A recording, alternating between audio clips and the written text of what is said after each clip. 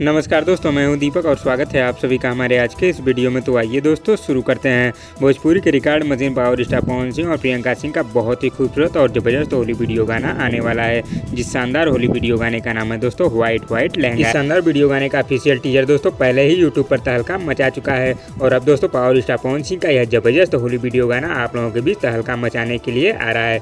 जहाँ दोस्तों power star Pawan Singh के इस जबरदस्त वीडियो गाने के प्रीमियर को लगा दिया गया है। पावर स्टार पवन सिंह का यह जबरदस्त होली वीडियो गाना दोस्तों आप लोगों को देखने को मिलेगा कल।